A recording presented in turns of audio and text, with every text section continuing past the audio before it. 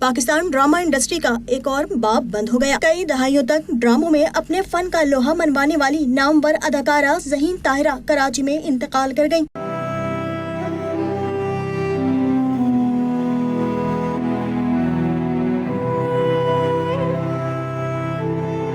ذہین طاہرہ کو کچھ دن قبل دل کا دورہ پڑنے کے باعث کراچی کے نجی اسپتال میں منتقل کیا گیا تھا، جہاں وہ آج دوران علاج خالق حقیقی سے جا ملی۔